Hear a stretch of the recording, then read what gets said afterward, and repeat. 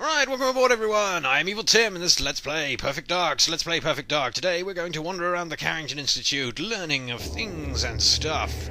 Now the Carrington Institute is the fine Half-Life tradition of a level which you first wander around in peacetime, prior to fighting war in it. It's very dramatical, you see, and very useful. So we'll watch as the N64 logo transforms into a dramatic metallic N, and then the Perfect Dark logo appears, and the sound effect comes along a little while later, rather apologetically.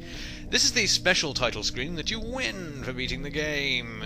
It's very, well, naff is pretty much the only word to describe it, so let's get rid of that and carry on. We'll make our way into the game now, and we'll witness as Joanna attempts to beat her laptop to death with her monkey fists. Take that, laptop. You are having your death visited upon you. Alright, now we've prepared a new recruit-type game here so that we can have a quick walk around the Carrington Institute and learn of things from Daniel Carrington.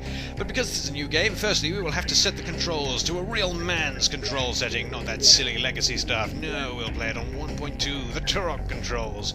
There's a frankly embarrassing number of options here, as you can see. You've got the paintball thing, which is now no longer one of those silly things that we had before. We've also got sight on screen. Sight on screen, I didn't used to use this, and I actually got all firing range goals without it, but since I've been spoiled by more recent shooters, which have that option of having the sight on screen, I'm going to use it. Also, the high-res mode is, as you might have guessed, unplayable, and we've got a language filter here, even. Now, the language filter is weird. It doesn't beep out swear words, it actually cuts out every single line that might contain one. So, for example, when the President says, "Damn it, Trent, I said no and I mean no," he says nothing, which is silly, so we're not going to use that. And anyway, we're a sweartastic type people, so we're... It's good to see you. Come with me. I'll walk you around the training rooms. We're going to be ambushed by a Scotsman who walks incredibly slowly, and when he says walk, he means it. The information center is through this door. You know, he said walk us around the training rooms. I thought he was going to do slightly more than just show us roughly where they are. So he is this time. He's learning very slowly. Here we have the device lab. Hello. I just don't have the patience for this. You might guess that all our co-workers are dicks from this, and you would be absolutely right. But you'd also think that Joanna would actually know where all the training areas are, considering she is an A+ perfect McAgent and stuff, but apparently not.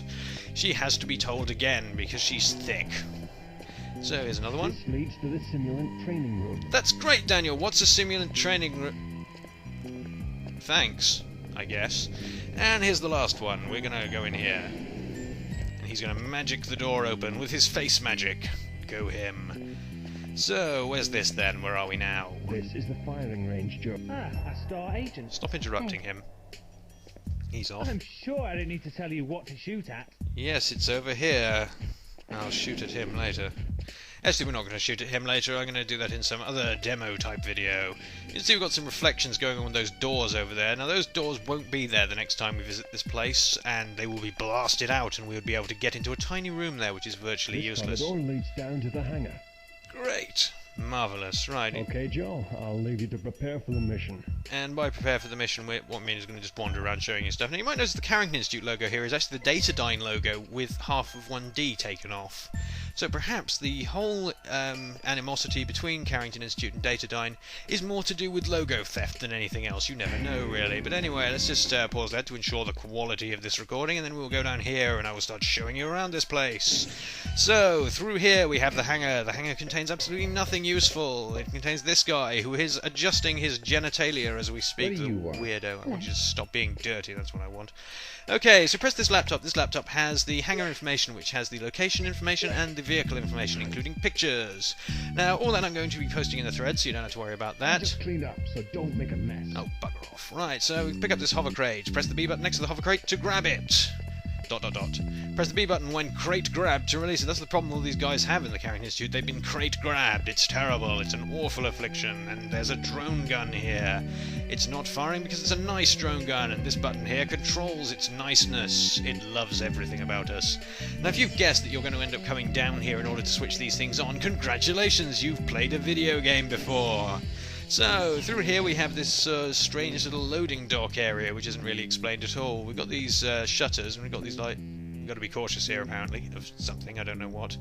I guess we've got to be cautious of just asking what this place is for, I suppose. Who knows? Up here they have some crates which are stacked off and disappear into the shadows, my god. We also have a fake reflection down here. As you can see, because the sky is black, they can just stack a couple of crates under the map there, put a hole in it, and it looks like a reflection, but we know of their ways, and we're not going to be fooled by their silly-ass fake reflection. We also have some disturbingly awful wall textures around here. You will see there's a sort of staggering increase in quality as soon as we leave this place. Got one last drone gun here, and then suddenly we move into good texture city. Weirdness. Once again, there are lots of crates stacked around. This is the crate loading area, and it leads out to the helipads. Marvellous. Now, up there is a place where I'm going to show you much later on in this video, right towards the end. It has a secret little thing, but we can't get up there yet, because we don't even have the correct weapon on this save file. So you'll see that later on. It's up there we're going. But right here we have something else. We have the hover bike. We can double tap B to jump on it. We can wonder why it has an Area 51 logo on it. That will never be explained as to how it got here. Now, this vehicle sucks. I'm just going to put that out now. All it does, it increases Joanna's momentum, and it goes a bit faster than her. It has no onboard weapons, and it seems to have just been slung in here because there was a vehicle in GoldenEye. So we're going to show our lack of appreciation at this thing by picking it up and throwing it. Bugger off, you horrible vehicle. It's even in a rather pointless area because you can't even get it past this door frame. It's quite bizarre, really. All you can do is wander around in the square. Anyway, we're now back up here so that we can examine the various rooms in greater detail. So in this room is a Scotsman. Hey, he's rolling his head because he's weird. Alright, that is his wall safe there. It doesn't really look like a safe. There's also a secret door here which we can't open from this side. We're all very proud of you, Joe. You won't be in a minute. Please don't do that, Joanna. It worries me. Yeah, you can just bug people and they'll keep saying different things and he'll get fleas, so we better escape before his fleas get onto us and avail themselves of us in some way. So, through here we have Joanna's room. If you press the console in Joanna's room, you get the pause menu. I don't know how that works. You can also give her sofa some hassle and shove it around a bit, but not very much. It's kind of pointless. So... Hi there. Hi. Find out as much as you can, Joanna. There's a gap in my records. let's have a look at Grimshaw's records, shall we? Grimshaw's records consist of 2 of the people who work here. It doesn't even have all of the Carrington Institute agents. I mean, for God's sake, that's not a gap in his records. His records are a gap. This has the cheat menu, and you will see here the Carrington Institute apparently uses the lowest seats in the world, and people have to levitate above them to even reach the keys. So, stop that. Let's see if we can get him to talk to us some more, shall we? We'll just walk backwards and forwards a little bit, and he'll talk to us, presumably. What the...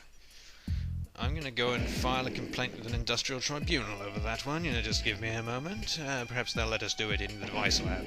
Here we go. We will just walk over here. What is this? Is there something in the water here or something? Jesus. This place is wrong. It's terribly, terribly wrong. Anyway, this will bring up the device list, which will allow us to do the device training, which we are going to do in a moment. And there's another one over there that doesn't do anything, which we'll visit in a second after she has rolled her head. Here we go. This is the other console. It does nothing. Well, it does in a minute, because we're going to do the device training. Anyway, I'm just going to pause to clear my throat. And now we're back, we can get into the device training, which we're going to do at double speed, because it's kind of boring. So, first thing we've got to do is the data uplink. Pull out the data uplink, and we click on that, and then it goes. And there we go, we've opened a door. Hooray! A great victory for us, I'm sure. Yes, double speeding makes me try and talk faster, which is silly of me. So, the next thing is the ECM mine. You use both these on the first level.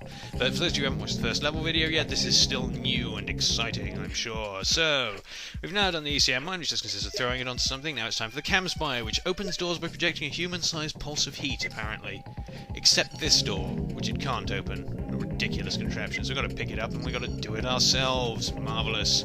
So, down here we go. We've got to photograph the PC in the information room, which we do like that, and we are done. We have defeated the cam spy training, and we just abandoned it there because it's silly.